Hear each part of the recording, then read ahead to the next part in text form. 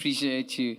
Next up, we got the wonderful Ollie. If you don't know, Ollie heads up kids ministry. But I think, and it's so lovely to have your folks here, but I think something about you all that is just so beautiful is like you want to change the world. And it's not often that you actually meet people who like genuinely and deeply, profoundly want to change the world.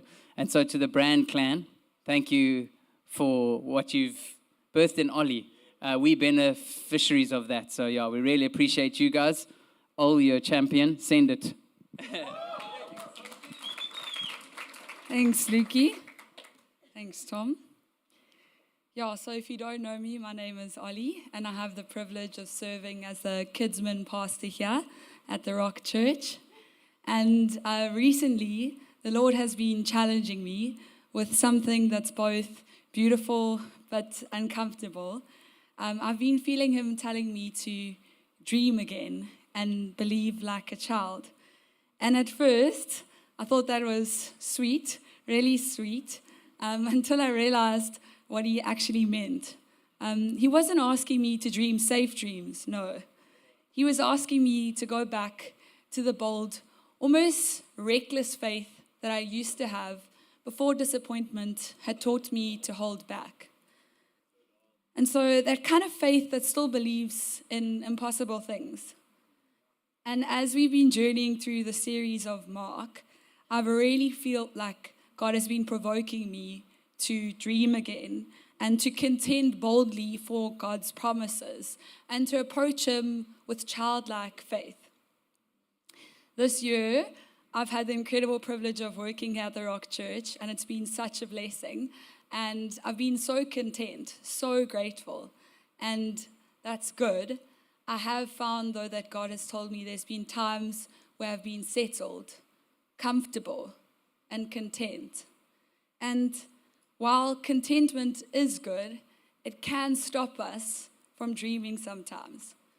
So there have been seasons in my life, like last year I was a missionary in Mexico, or my struggles with my autoimmune or health issues, where I had little else but Jesus. And in those seasons, I really had to learn to find my peace and joy in God alone. And so I learned contentment in those times.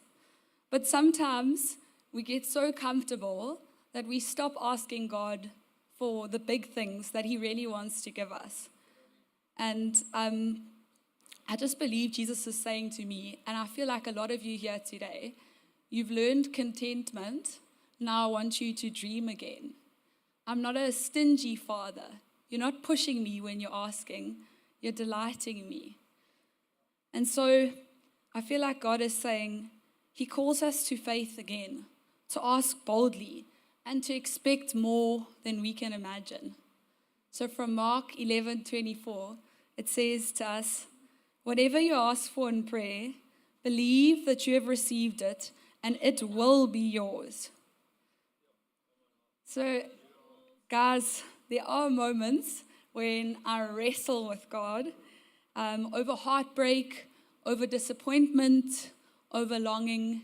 I'm learning to cry out like a child to God. And I'm learning to remind Him of His promises and to ask for more help, more healing, more guidance, and yes, sometimes even a husband.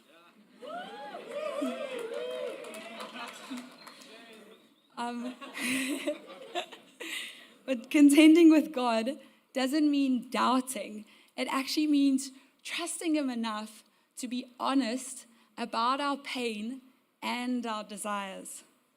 So I want to be honest with you. As God has been provoking me to dream again, I have been praying for my husband, and I've recently experienced heartbreak in that area. It's been painful and tough and hard to keep dreaming in that space.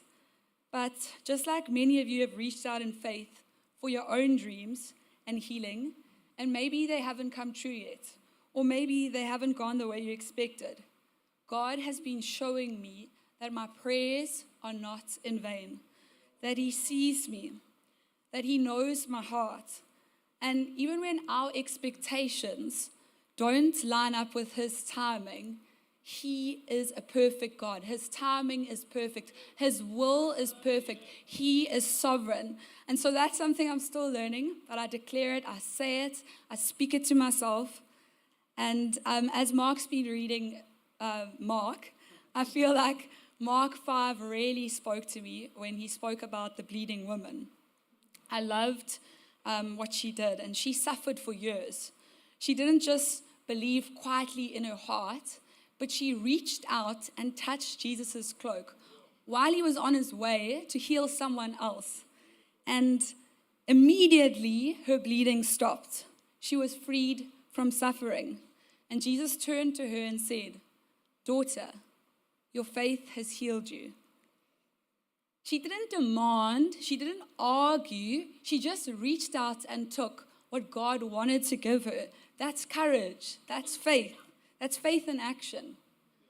So even when my own dreams are not fully realized yet, God is still teaching me, be like a child, dream again, keep contending, keep reminding him about my promises that he has for me, because his plans are even bigger than I can imagine. And so my encouragement for you today is be like a child again. Keep dreaming, and if he's healed you in part, trust him for more. Reach out, push through the crowd, grab his cloak, and hold on to his promises. Thank you.